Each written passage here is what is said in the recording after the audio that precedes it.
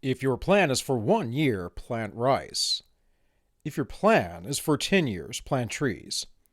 If your plan is for 100 years, educate the children. Confucius. And this, folks, is all minus one.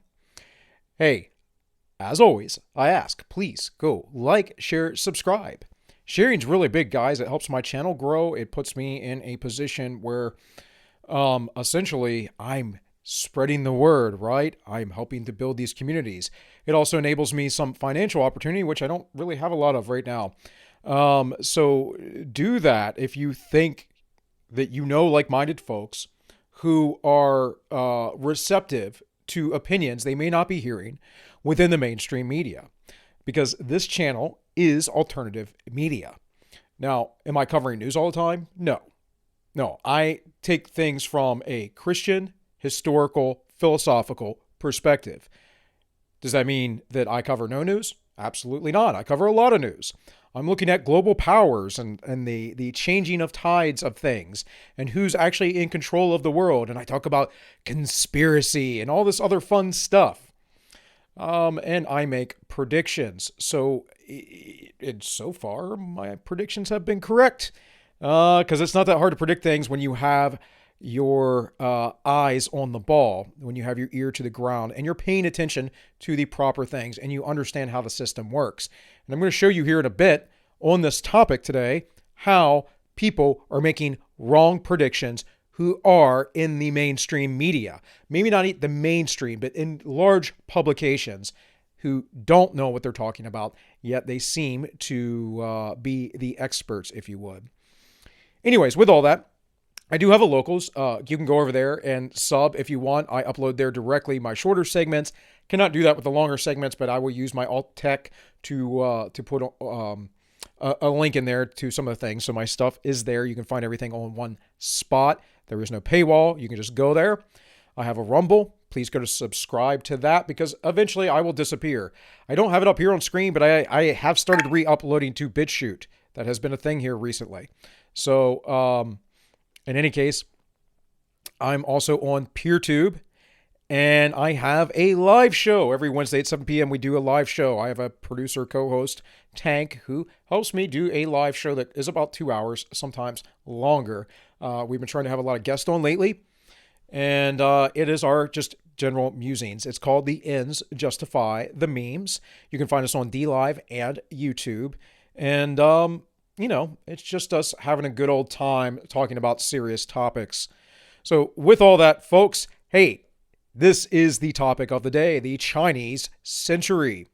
Now, many of you may know that there is a 100-year Chinese plan that started back with the CCP back in the day, and that has pretty much come to fruition. I will be covering that soon here in the future, that probably Tuesday coming up. Today is Friday.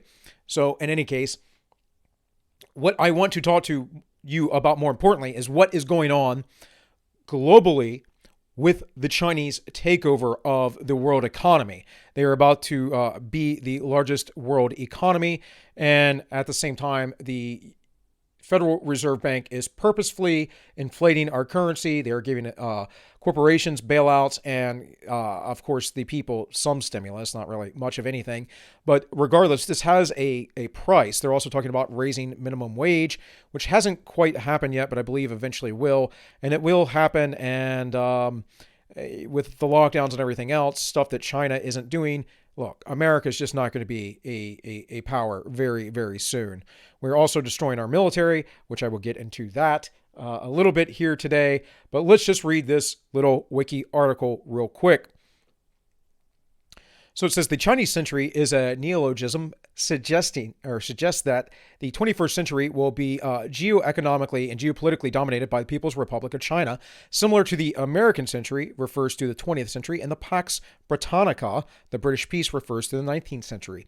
The phrase is used particularly in the assertion that the economy of China will overtake the economy of the United States to be the largest in the world. They're already there, guys. I don't know about GDP wise, but as far as banking, as far as manufacturing, as far as land ownership across the world, infrastructure that they are building within themselves and in other nations, China is already there. And this is all a thing that started back with Nixon going over and basically opening up China to capitalism. And I'm more than certain, because we just got rid of Bretton Woods, that this was a globalist plan. It is what makes the most sense in the grander scheme of things. So, and perhaps we are doing this as America to somehow bring in some sort of alliance. Now, again, this is speculation on my part, but to make us have some sort of alliance, some sort of union. Back in the day, we talked about having an North American union with Canada and Mexico and Central America, and turning our currency into the Amero. That was part of the NAFTA superhighway that never came to fruition. This was covered on Lou Dobbs, folks, on CNN. This is not conspiracy. I know CNN does a lot of conspiracy theory today that's called real news, even though it's fake. This was sort of the plan. They couldn't do it because Americans were still patriotic enough. But slowly over time, our sensibilities get eroded and we lean further and further towards leftist authoritarianism. And so what we're going to see, like I said, potentially, is that in order to bolster ourselves up. Again, I don't know if that will be true, but ideally what will happen is that the world will break into sectors of these larger global economies. So like the UN is a section, the North American Union, there'll be a South American Union, and so forth. And actually, this is how the IMF and Club of Rome already break up us as far as regions of the world and how they look at it. So, here from the New York Times, this is an old article from July 4th, 2024. I had just recently archived this to get past the paywall, so you can look this up on archive.today if you would like. It says the Chinese century. China used to be far away, the country at the bottom of the world. Certainly, that must be how it seemed just 20 years ago in a place like Peking, a city of 34,000 residents on the Illinois River that took its name from the Chinese capital in 1820s. According to local legend, I said Peking, didn't I? I said Pekin is directly opposite Beijing on the globe. The high school teams there were still called the, I'm not going to say that, in 1981 when they were renamed to the Dragons, a smart and forward-looking decision. It turns out, as I can't believe the New York Times printed that, actually. That is cancel culture, folks. Cancel the New York Times. Anyways, as is happening throughout the United States, the Pekingese have their own local ways of grown extricability linked to the Chinese of today. They are now connected not by an imaginary hole through the earth, but by the world's shipping lanes, financial markets, telecommunications networks, and above all, the globalization of appetites.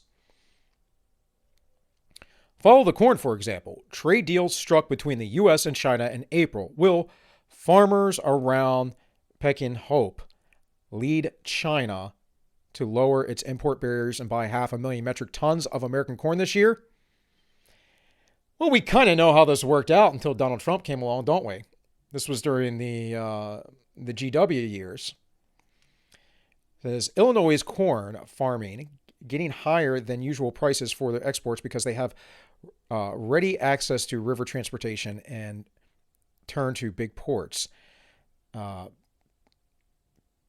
Pekin is Pekin or Pekin, however you pronounce it, whatever, is also home to the plant of Aventine Renewable Energy, the nation's second largest producer of ethanol, a fuel derived from corn, a fuel that went nowhere. And Brazil tried to switch over to ethanol, folks. Did not go well. 10% of the American corn crop is converted to fuel. China recently passed Japan as the world's second largest consumer of petroleum. And growing Chinese demand has lately been pushing up oil prices worldwide. Well, that and the newly minted Iraq war at the time and the burning of oil fields. In fact, I witnessed this firsthand. I flew over in helos and watched the oil fields burning, folks. Um, that kind of changed some things. Oil prices went up for a long time. It wasn't China. It was inflation. It was the war. It was our meddling in the Middle East. It's never one factor. It's a multifaceted issue every single time when we're talking about geopolitical issues and markets and all that kind of stuff. So, anyways, let's continue. That makes ethanol an increasingly attractive alternative. And indeed, ethanol prices climbed 40% a gallon this spring, dragging up U.S. corn prices as a result. A boon to Pekin's farmers and industry. Then there's Exile Foundry and Machine, a local factory that makes parts for machinery used in heavy construction and mining operations. Doug Parsons, the current head of the family-owned business, has already relocated 12% of the company's production to China in order to hold onto business that would otherwise be lost to China's huge, cheap foundries during the next decade. He may well have to move much more of his production offshores. Parsons has China on his mind for other reasons too. Over the past few months, the prices of copper and iron, like those of oil, have skyrocketed in response to Chinese demand, driving up Excel's cost as a result. At the same time, however, this international mining customers have been buying more Excel products in order to feed that same Chinese appetite for commodities. Parsons himself recently started a new company that he says will build and service advanced rock crushing machines, in part to take advantage of the frenzied construction boom underway in China. This was 20 years ago, folks. Recall that. 20 years ago, nearly. One measure of just how this big boom is, China currently has more than 15,000 highway projects in the works, which will add 162,000 kilometers of road on the country, enough to circle the planet at the equator 4 times. And they're doing more of this. I would suggest you go over and look at Academic Agents video on the Chinese infrastructure. He did one, I think, back in the summer or spring. Might have been earlier than that, but he did a really good video, quite concise, about their infrastructure building. And man, they're building up a lot. They have a lot of countryside, and they are building up a lot of roads, much like we did during the Cold War. Recall also that our roads are largely neglected today. Our infrastructure is largely neglected. America is not in a good spot, folks. We are strategically not in a good spot. The only thing that gives us real power is our military might, and we are destroying that purposefully. I'm telling you right now, that is being gotten rid of. The standards are changing. The discipline is changing. The ability to get people in. Obviously, they're talking about political tests now. There's just a ton of stuff there. Even something as all-American as Pekin's new Walmart supercenter spreads Chinese influence around town because 12% of China's exports to the U.S. end up in Walmart's shelves. Because Walmart's trade with China accounts for a 1% of that country's gross domestic product, the company exerts tremendous downward pressure on prices. Its buying power enables it to dictate, in effect, what a Chinese manufacturer will get for producing goods that American consumers want. By selling Chinese-made portable DVD players with 7-inch LCD screens for less than $200, for instance, Walmart helped to cut the price of these trendy devices in half over the last year. Competitors have to match the change price or go under. This is before the advent of smartphones, folks. This is an interesting time. I remember back in 2000. I like in my barracks. I wasn't a small unit. We're talking about like 70, 80 folk at most. I think 75 maybe. That's like 10 or 15 people in headquarters. And then two platoons. the the barracks had nobody in it except for me that had a DVD player at the time. Seems odd, but my dad's like kind of a tech guy, and he was all up on that. I might have been one of the few people I knew in high school that had a DVD player, other than some really rich kids, and we did not grow up rich. So yeah, big deal then, big deal then. But let's go down here, and this is a very long article, so I won't be reading the whole thing, but you can go find it. I'll show you the title of it once again. In short, Pekin, Illinois, is not so different from lots of American places. China is everywhere these days, influencing our lives as consumers, providers, citizens. It has by far the world's most rapidly changing large economy, and our reactions to it shift just as quickly. China is at one moment our greatest threat, and at the next, our friend. It siphons off American jobs. It is essential to our competitive edge. China is the world's factory floor, and it is the world's greatest market opportunity. China's industrial might steals opportunities from the developing world, even as its booming economy pulls poorer countries up. Lately, it has been getting credit for helping Japan out of its slump, too. And I wanted to address Japan. I'll finish this paragraph. China exports deflation. It stokes soaring prices. Not sure what they mean by that. China will boom, it will bust, or perhaps the country's economy is feeling its way right now to the soft landing that will prevent another Asian economic crash. And all the recent records numbers on trade, industrial output, consumer spending, and debt are simply now in scale with China's size. The truth about China is that, like all big tech countries, it is full of real contradictions. So, Japan. Japan was one of the leading manufacturers. If you were a child of the 70s or 80s, you would recall that all the best stuff was made in Japan. Japan hyperinflated. Their economy crashed. They had to have a reset, and China took over. That's essentially what happened, in short. Now China is getting some competition with India, but India is frankly a mess, folks. It came out of their Chinese, Russian, communistic indoctrination, and they still are very much a third world nation. They have a lot of issues because of their religious fervor and their class system, or caste system, I mean. Although many people in India are not abiding by that so much these days, it's still very prevalent. There isn't a lot of infrastructure in India. It's a huge nation with 1 billion people as well. And rest assured that if China can, it will influence and take over that as much as possible. It is competition, of course. And I just don't see India as being that big of a deal per se, given that the Chinese have been very meticulous in assuring their global dominance.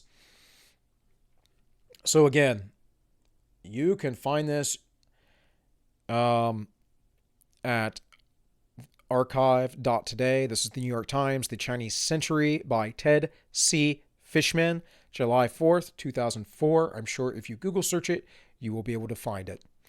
So here's another little interesting thing. This is just Amazon, right? The Chinese Century, the rising economy and its impact on the global economy, the balance of power and your job. This is a first edition. Not very expensive. Let's see. Let me take this off. Let's see what the other prices are. Hardcover is $45, so that's kind of expensive, but I wanted to read this. By 2015, China may well have the world's largest economy. The Chinese Century audited Sinkar shows how China is restoring its imperial glory by infusing modern technology and market economics into a non-democratic system controlled by the Communist Party and bureaucracy. He shows why China's quest for global success differs radically from the predecessors such as Japan, India, and Mexico. And that's another thing. Mexico went through a period of hyperinflation. We actually helped cause that, but Mexico has a lot of industry there. Of course, they have their drug cartel issue as well. So their stuff. why it represents a fundamental restructuring of global business systems, and why it will transform the roles of participation in global economy. He previews tomorrow's new competitive ground rules, terms of employment, and consumption patterns, and shows how Chinese audacity is redrawing political, economic, and social battle lines. Learn why the U.S. is most vulnerable to China's assets, how China's disregard for intellectual property creates sustainable competitive advantage. Yeah.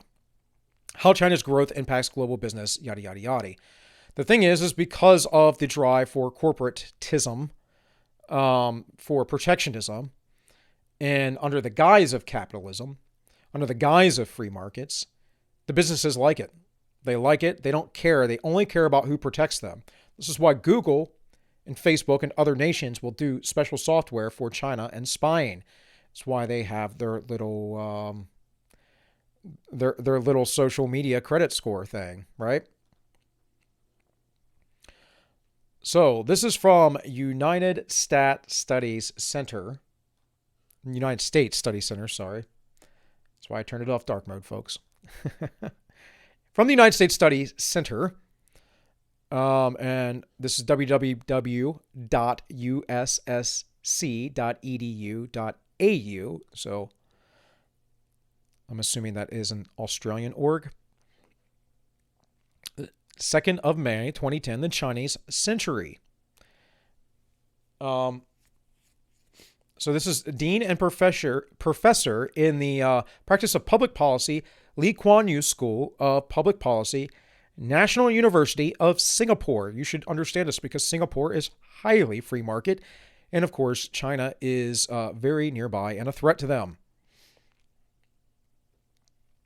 We are entering a new era of world history marked by two distinct features. First, after 200 years, we will see the end of Western domination of world history, but not, of course, the end of the West. Let me remind you what this wiki article said here about the American century and the Pax Britannica.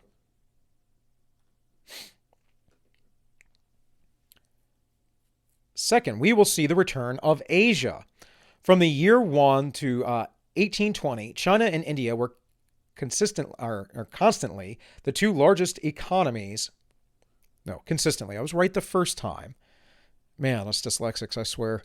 The two largest economies of the world, hence by 2050 or earlier, when they once again became the two largest economies of the world, we will return to a historic norm of the past 2,000 years.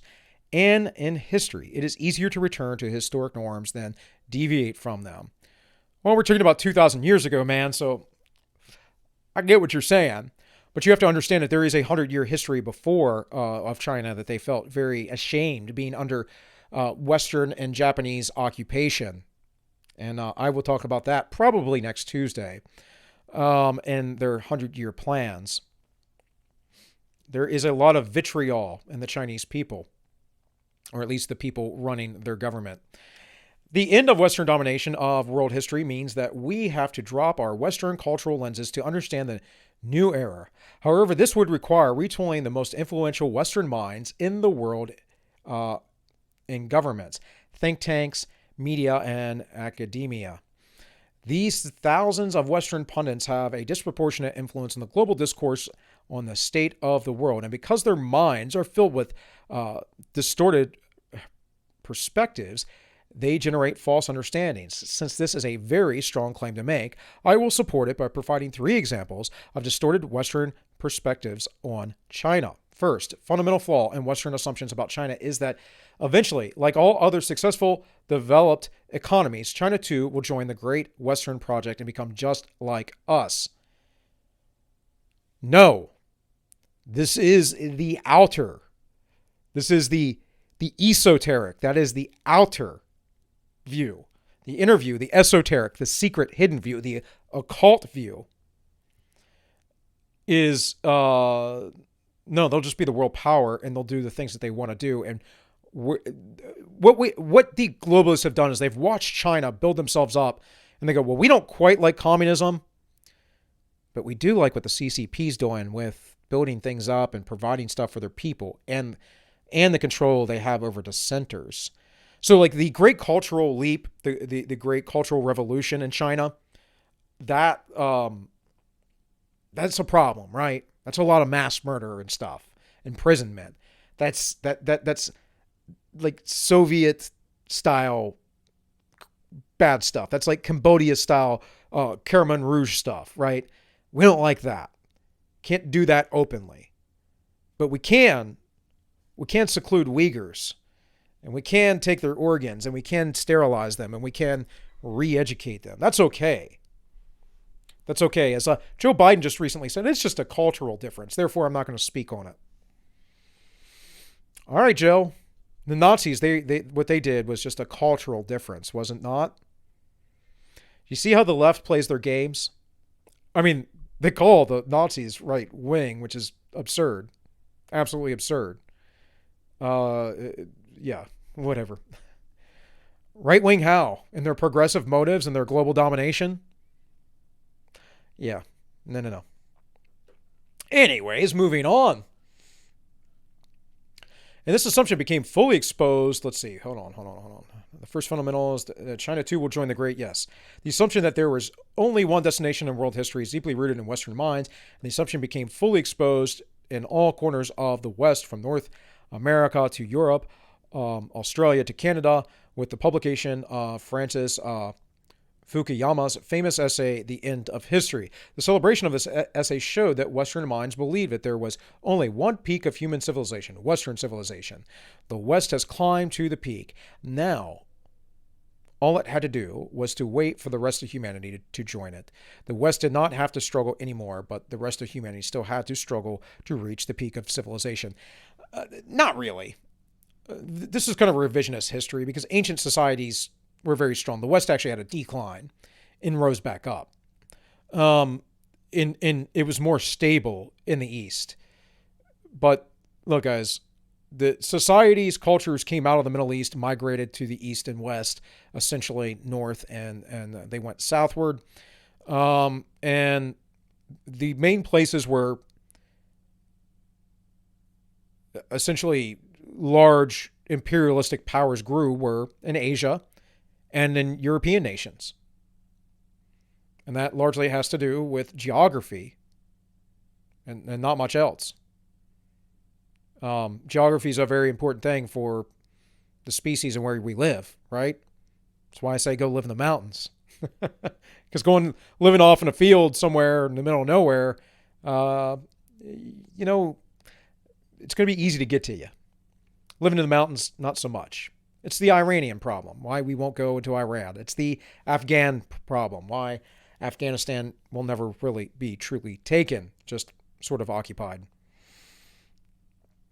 Says 20 years later, we know that Fukuyama's belief was a delusion. Yet, it is vital to emphasize that his assumption has not been scrubbed out of Western minds. The leading Western minds cannot conceive of the possibility that there may be just one road in history. Hence, even though a few explore the possibility, they still believe that China's present Communistic Party-run government cannot survive. It will only be a matter of time before a rose or orange revolution surfaces in China. The Tiananmen Square protests of 1989 are interpreted as an early tremor and foretaste of what would eventually happen in China and overthrow the Communist Party state and the arrival of Western-style liberal democracy. No, because unlike in Russia, the Chinese don't allow disinformation. One of the reasons why Russia fell rather peacefully, the Soviet Union, is because they started allowing information in. Why do you think North Korea is so closed off? It's so they can maintain their control. China has bigger plans, though, and the NGOs, the globalist NGOs, they like China, as I just said. The combined population of the West is about 860 million. The population of China is about 1.3 billion. It takes historical arrogance to assume that Western civilization is large enough to absorb Chinese civilization. Simple truth is that China has such a strong and distinctive culture of its own that it will not be absorbed by the West. nor will it join the Western project. I disagree with this guy. It has taken, it's taken what they find good in the West and mixed it with their own culture. I mean, South America has done this. South America has a large indigenous population that has integrated with the Spanish and Portuguese population that has moved there, and later on the Japanese, and also the African slave population of the time, and they've all kind of intermingled that, right? Like that's kind of how it's worked. This is the way civilizations come about. It's how Western civilization came about largely. With our lineage from the Greeks. And as Alexander the Great went east, of course, before that, we had Easterners coming into the West, and that happened over and over again. But as he went east, we picked up some things. We came back. He died. His four generals split up the empire, and eventually Rome took over. That's how these things work, guys. It's how it works. Anyone who's educated would know this. In any case, this is another quite long article. Let me get to the second part here. The second fundamental flaw in Western assumption is about China and the belief that if China does not become a Western-style liberal democracy, it will collapse and break down, as it has in the past. The collapse of the Soviet Union and all other communist regimes in Eastern Europe, therefore, provide an early indicator of the fate that presumably awaits the Communist Party in China. This deep Western desire to believe that the Chinese regime is about to collapse was revealed most clearly at the height of the financial crisis in 2008 and 2009. And we'll talk about that because here is an article from the Federalist where they basically say, oh, the Chinese century won't be a thing. Well, what are we watching, folks? Anyways, virtually no Western analysis pointed out that the obvious flaw in the belief that the Chinese regime would collapse. It was based on the assumption that the Chinese people would be stupid enough to overthrow a regime that had given them 30 years of some of the world's fastest growth because of one year of bad economic performance. Even more strikingly illustrating the West's self-absorption, the consensus among most Western economists was that China's economy could only collapse if the Western economies collapse. This is just silliness. The same economists said that the financial bubble was not a thing, that the housing markets would be fine. So again, who are we talking about here? The Chinese system does not work, but it will work as long as they are a global power, much like our system doesn't work, but it works because we have the threat of guns. Everyone needs to use the dollar. Well, as part of our debt is China's and a lot of other nations. It's a small fraction, guys. Most of our debt's to our actual banking system, the Federal Reserve. But pretty absurd. But yeah, we owe money to the people that print our money out of nowhere, that inflate our money. It's insanity. But this fiat system that we're on will continue as long as people just go along with it, and other nations are like, oh, okay, your money's worth something, as long as there are guns to back it up. The guns to back it up are going to be on China's side very soon. A little bit further down here, it said, it is amazing that there has been little reflection on the West's colossal failure in judgment. For example, in 2009, when so many Western analysts expected the Chinese regime to either be shaken by large public demonstrations or to collapse. Edward Chancellor, a financial journalist and author, said the Chinese economy is dangerously unbalanced and very likely to come unhinged in the next few quarters. And again, no, they have too many investments and too much resource investment, too much land, too many banks all around the globe, man.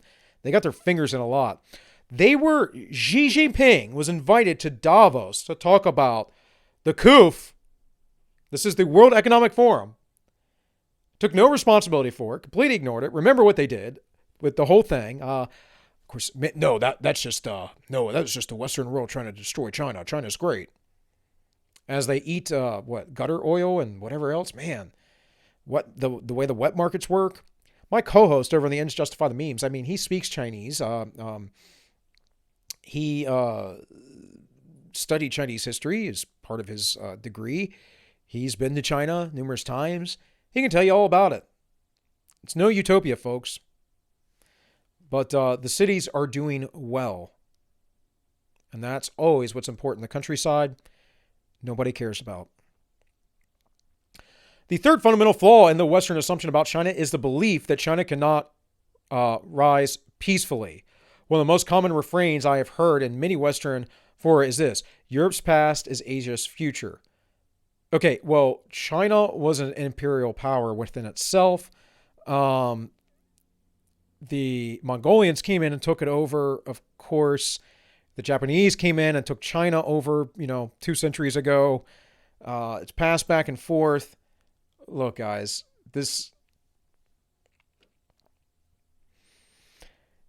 whether they are militarily aggressive or not, it depends. But if they're economically intelligent, they won't be. But they will do whatever they wish to do and take over whatever they want to take over, as long as no one is holding them back. So if they get the go-ahead from the influencers and the NGOs, and the U.S. is like, we're not going to stop you, they'll do what they want. Look at what's going on in Hong Kong, ladies and gentlemen. Let's see. Just as the rise of the new powers in Europe in the 19th century led to war and conflict, the same would happen as new powers rose in Asia in the 21st century. Few Western analysts will admit that their analysis is conditioned by Western interest. There is no doubt that the Western interest would be better served by rivalries between, say, China and Japan, or, say, China and India.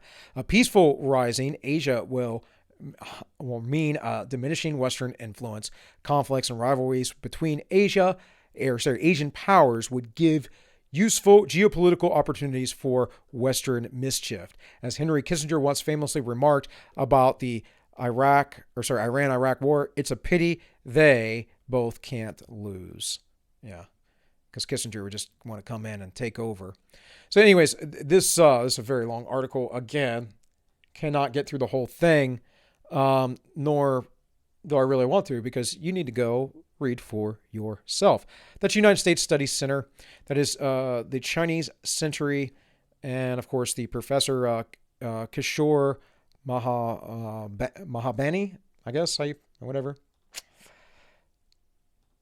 This is from Harvard.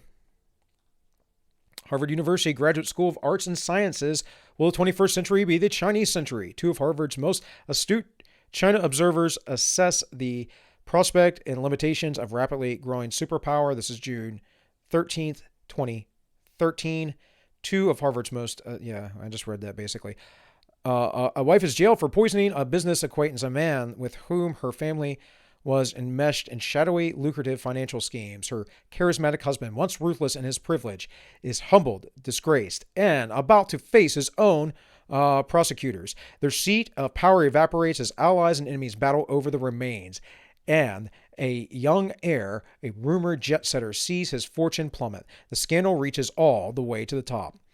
It's a plot line that might have been ripped from a script in a vintage American soap opera, but its lurid tale is real, as are the insights it offers to explosive growth. Amazing resources and crippling limitations of its particular setting. China, that is ancient and all new, revolutionary, and consistent, too big to fail, where some gestures and good lunch still make things run. This is China's new movement of transition. The Communist Party has moved a new slate of leadership onto the Politburo's elite standing committee, and party chief Xi Jinping became president in March, president for life, by the way, folks, vowing to tackle corporations, wasteful spending, and wide disparities in wealth and living standards, all the while continuing an extraordinary infrastructure boom and bolstering the military. So, real quick on that first note there of the wealthy Chinese gentleman. Recently, there was a multi-millionaire, maybe billionaire Chinese dude that disappeared. I can't recall his name off the top of my head because it's been a few weeks since I've seen that, but he just absolutely disappeared. Made a few criticisms of the CCP and no longer in existence. Maybe he's reappeared. Maybe I'm a little bit late to the news on this. I've been focused elsewhere, but Guys, it happens all the time. They just disappear you. Remember when the guy who blew the whistle on the coup disappeared? And then he reappeared with the coup and died of it? See, the reason why China won't fail, per se, is because they don't allow the literature in, right? Think of, I always like to bring up Yamin Park, because her journey from North Korea into South Korea, she didn't know that there were choices. She didn't know that there was a different perspective. She didn't even know that life could be the way that it was. She had no clue because she was so isolated. When you are in complete ignorance, you don't know the possibility, the bounty that is before you. This is, again, how, in part, you become enslaved, is through ignorance. This is why it's so important to control the internet, as China does. If you control the information, right, you can control the people, largely. This is why people disappear when they start to talk about Tiananmen Square. This is why most people who are 30 or younger in China don't even know what Tiananmen Square was. They don't know that people were gunned down and mowed down in the streets in their own nation. They don't know that a young man stood in front of a tank and was run over. They don't know. They have no clue. And this is why fighting big tech is so important, because the government supposedly can't censor us, though they do all the time. But my private company supposedly can. Now, to me, they're telecommunication firms, just like the phone company. You can't just click off the phone company and say, well, we don't like your speech, here at AT&T, therefore you can't use our service anymore. Same with banking. But we have no protections for banking in the United States. We have no right to banking. Although I would say that is a freedom of association issue. But, yeah, there's a lot there. A lot. As a nation of 1.3 billion people rockets through the start of a new century, economists and policymakers are wondering whether China, now the world's second largest economy, again, 2013, is poised to become the world's sole superpower. Well, guess what? As the coup came out, they kept rolling, and we're inflating our money, and they're not so much. Not so much. So that is the question that animates the forthcoming book. Business experts study. During the conversation at HBS, Kirby and McFarlane, two of the most engaged and nuanced Chinese watchers at Harvard, say that the case of Bo Xi Li, I guess that's how you say it, that disgraced former politician with the murderous wife, captures enduring patterns in Chinese history when revealing systematic weaknesses and microcosm. No, that actually just seems like anything out of, European history too. Game of Thrones, just human nature.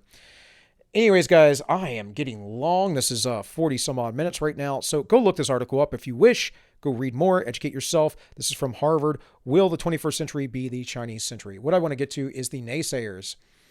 And again, this is from the Federalist. When was this written? 2015, March 2015. Why? The 21st century will not be the Chinese century. 6 years ago, this gentleman predicted this almost to the day, and he is wrong. The popular narrative couldn't be clearer. America, once the world's lone superpower, is now being supplanted by China, while America is bogged down in gridlock partisanship and short-termness democracy.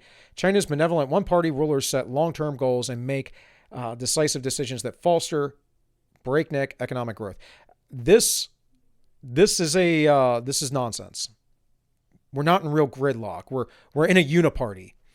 And so the issues we discuss here in the United States are false issues to keep you basically not on the trail. Because the trail is this. We're a bunch of globalists. We are the military hand of the global government. We have been since the Second World War, evidenced by our first act initiated by the UN, that is going into Korea, and using war powers without congressional authorization. One of the many reasons why Ike Eisenhower was voted into office, by the way, one of our few independent non-puppet presidents. And In any case, guys, like, we have a uniparty, and it's more about, well, how can we bolster up the corporation? How can we do this and that? How can we enrich ourselves? Well, we know that we're trying to bring about this global one world order that's actually real. I mean, it's real now, but I mean that we can actually, sanction states with actual authority or go in and say, no, we can make you do it. 20 years ago, after the collapse of the Soviet Union, the term Washington Consensus was coined to signify the success of the classically liberal American form of governance: limited representative government, free markets, and free people. That died in the 1930s, though.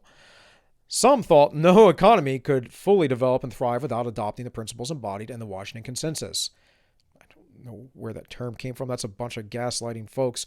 But since then, in light of the rapid Chinese gross domestic product growing, and Beijing's consensus has emerged to oppose the Washington Consensus, the Beijing Consensus posits that allowing some economic freedom, albeit with guidance from a strong central government, is the ideal way to foster economic development. Well, wait a minute. That's what we've been doing since the 1930s. We've just been a little bit less, a little bit more, a little bit less, a little bit more. In fact, generally, we've been 2 steps forward, 1 step back.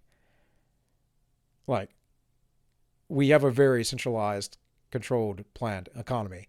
And every time Dems get into office, we have an even more so one. And look, Trump repealing some regulations, that was probably one of the biggest steps that has ever been taken historically to repeal regulations. I know OGW did a little bit, but not really. He was a globalist, right? And I think Reagan did a good bit himself, but Reagan made a lot of concessions to the machine. So anyways, I mean, not that Trump didn't. He certainly did. Presidents are only so powerful, folks. They're not your Lord and Savior. In the past decade, emerging economies such as Brazil and Russia have decided against emulating America and instead have sought to model China. Interesting, right? Even some among American elites have labeled measured praise toward Chinese version of state capitalism. Yeah, and the World Economic Forum and the UN and everybody else. It's what's coming, folks. But the Beijing Consensus is about to fall flat. China's one-party centralized control has led to massive asset price bubble and slow-motion crisis that will bring economic stagnation. Full economic development is not possible outside the Washington Consensus. I disagree, buddy. You're talking, this is 2015. This is the end of the Obama era. This is absolute absurdity to even make this prediction. This is somebody that believes that the system we're in is actually a free market system, which means just about anything and everything he has to say can be disregarded. Now, there might be some truths in here, but like, again, you cannot have a proper strategy unless you know where you're at on the battlefield. You have to count the cost, as Christ once said. Count the cost. That no man, no leader, no general would take his men to war without first having known what his troops are capable of and the number that he's going to face, right? This guy doesn't understand what the United States is capable of and what we've been doing, in my opinion. And he's writing for the Federalists, so I get that. He's a classically liberal, conservative-minded individual, libertarian probably. For years, China has practiced mercantilism. So has the United States. Amazing. The subsidization of export-driven growth by artificially devaluing Chinese currency, the yuan. I could literally say, for years, America has practiced mercantilism. The subsidization of export-driven growth by artificially devaluating the American currency, the dollar. Reads the same, means the same thing. When a country exports more than it imports, the value of its currency naturally rises as people demand more of the exporting country's currency to purchase the exported goods. Not so in China. Wonder why? Well, hopefully he'll explain. We don't have to worry about this so much. We have a lot of protectionism for certain goods, but we don't have to worry about this so much because we have the petrodollar. China knows what it's doing, though. To favor exporters as a vast with vast political ties, who employs countless millions and thus reduce social unrest, China has kept the yuan pegged to the dollar by expanding the monetary base, which keeps the yuan's value from rising. Oh, that's why. It's tied to the dollar. Guess what your new world currency is going to be, folks? According to the American Enterprise Institute's Derek Scissors, China's 2M, a measure of monetary supply, reached 20 trillion at the end of 2014, a staggering 70% larger than the U.S., where monetary policy has hardly been tight. You guys should, your spidey senses should be going off here big time, right? The government calls the expansion of the monetary base has led to cheap money and loose lending standards, which has sparked demand for riskier investments. The demand for risky investments has inflated a bubble.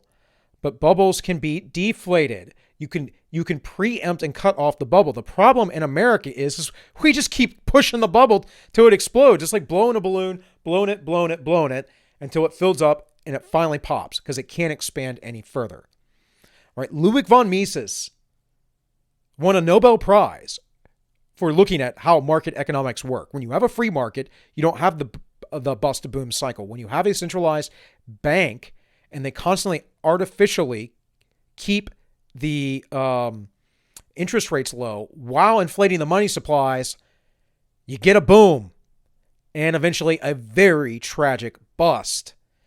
But that's intentional because it's meant to bolster up the corporations. It's meant to give power to those at the top.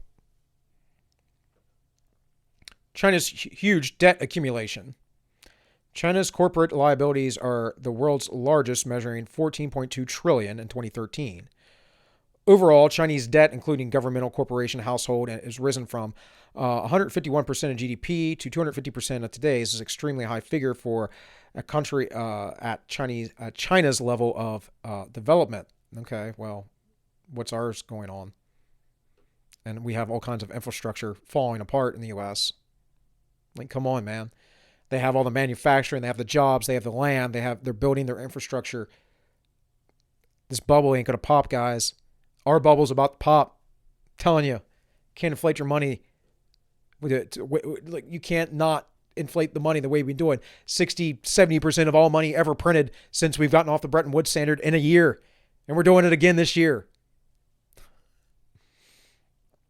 The Chinese property bubble. China's expansion of its monetary base also fueled inflation. Inflation was officially 6% in 2011, though unofficially estimates went up much higher as the yuan that Chinese citizens hold lost its value every year on year. China's state-owned banks have capped the deposit rate for savers. This effectively subsidized the state-owned enterprise that the state-owned Chinese banks almost exclusively lend to. Except for right now, if you look at the current numbers, I covered this just a few weeks ago, 2 weeks ago, 3 weeks ago, about Chinese banking. I will link that at the end of this. In years past, the rate of inflation has outpaced the deposit rate. And as a result, the Chinese have poured their money into property, the only asset that has seemed to store value. Yes, because property always maintains value, even if there's a bubble. Yes, your value may fall, but if the rest of the value, land value around it, property value around it rises, even though it may fall, if you made that initial investment cheap enough, you are going to make gains.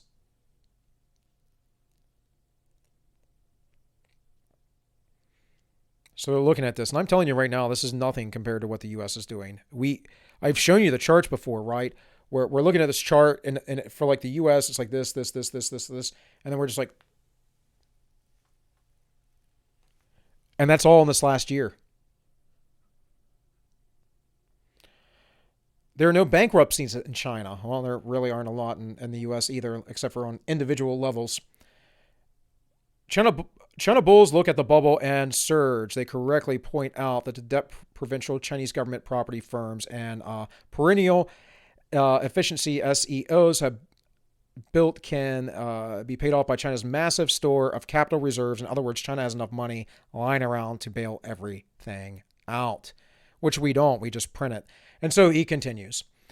Here's another one from the national interest, but for the sake of time, I will skip it. But you can look up this gentleman making similar predictions. No. This is May 19th, 2015. I'll actually probably come back to this, given that I'm going to cover this probably for the next few weeks, because there's just a lot of articles, a lot of perspectives to look at. And again, though, mine is pretty simple. China's going to be the new world superpower. They are going to have the world currency, and this will be happening by the end of the decade, or by 2050 for certain. But America has not long before we get into a very, very bad spot, and we are in the midst of our own cultural revolution. And I don't mean like we had in the 1960s. I mean like the one that China had in the 1950s and 60s. So from Forbes, November 12th, 2019, China's grand plan to take over the world. Again, I will come back to this. I do want to bring up this. From the BBC News, this was February of 2021, so just came out this month. China promotes education drive to make boys more manly. Look at this. It's pretty manly. I mean, cold weather training is pretty awesome. Throwing some snow on yourself, shirtless out there. A notice from China's education ministry has caused a stir after it suggests young Chinese men have become too feminine. The message has been criticized as sexist by many online users, but some say China's male celebrities are partially to blame. Online users like the CCP gives who? Not the WHO, folks. Another kind of who, right? For a while, China's government has signaled concerns that the country's most popular male role models are no longer strong athletic figures like army heroes. Even President Xi Jinping, a well-known football enthusiast, has long been seeking to cultivate better sports stars. Cultural, social engineering, folks.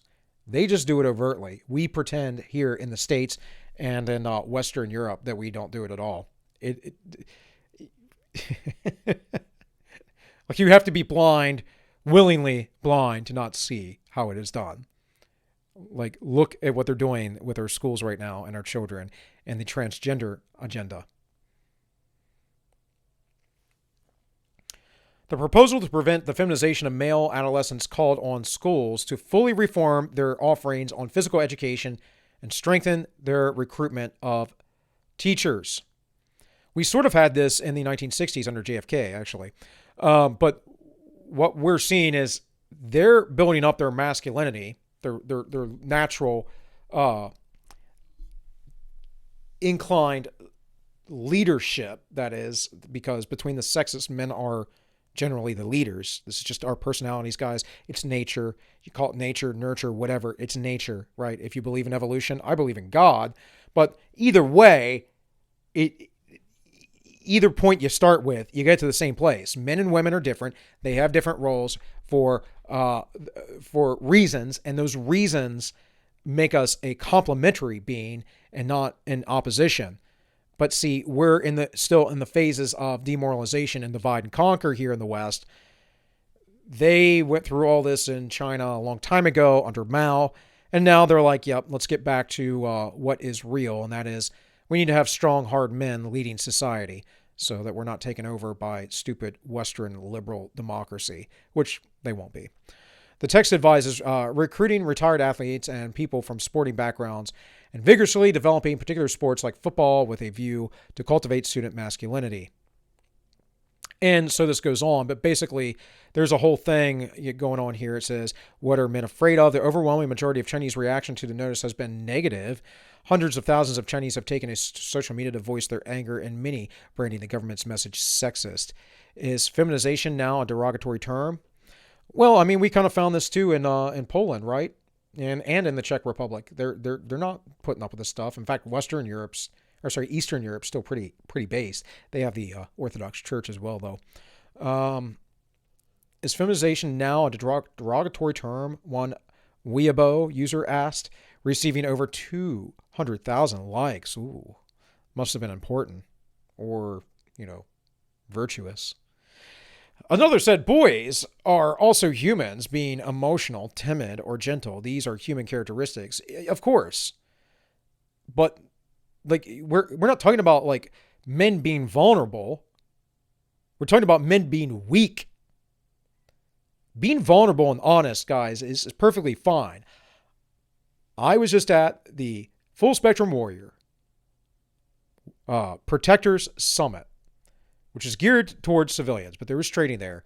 It is very God-focused and masculine-focused and leadership-focused. There were men there crying.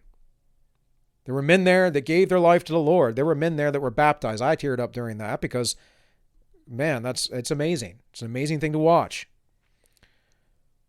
There's nothing wrong with being emotional or vulnerable in appropriate times.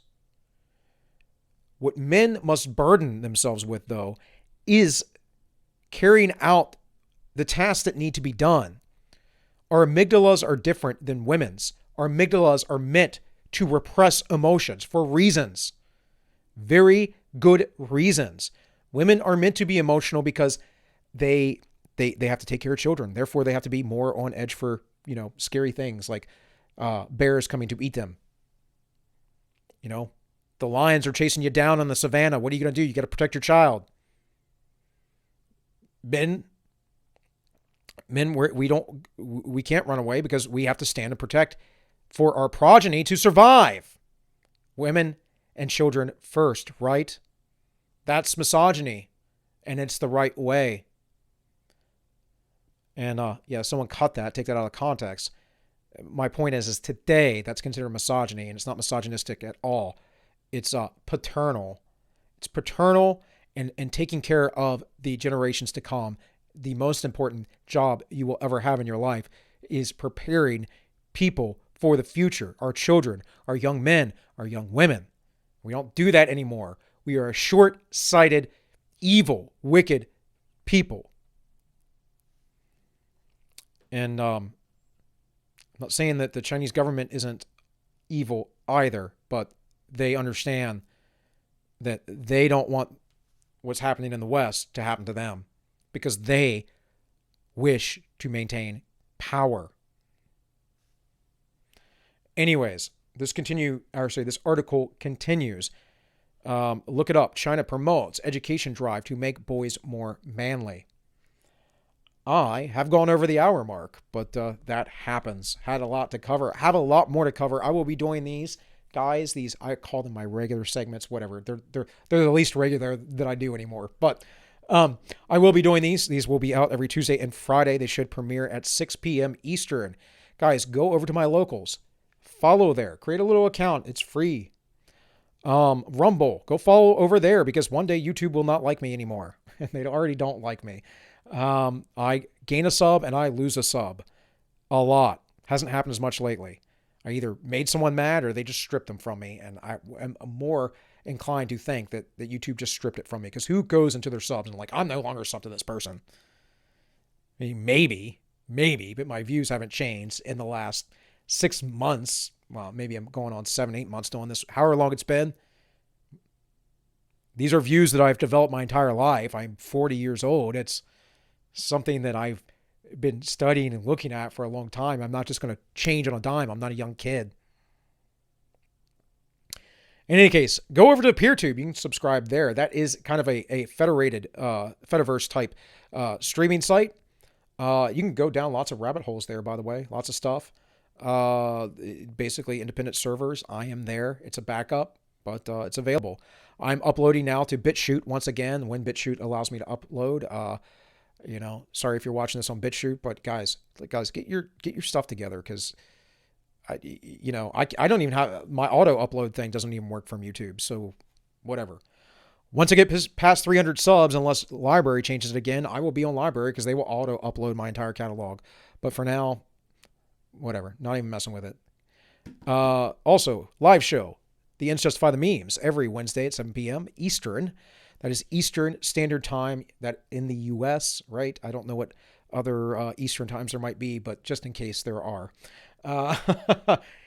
Eastern Standard Time, 7 p.m. every Wednesday night. The Ins Justify the Memes. We have this coming Wednesday a friend I made of a 4-time Muay Thai champion at the Full Spectrum Warriors Protectors Summit, and that is Kit Cope.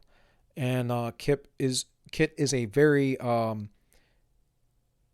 interesting gentleman with a good brain, a lot to say, and a lot of experience in the world. So please tune into that. And of course, like, share, and subscribe. Guys, make sure you are subscribed. Please share. That helps me grow, like, all that good stuff. You know? Do the thing, man. You know, the thing. All right, guys. That's all I have for you today. This has been All Minus One, and I wish you all well.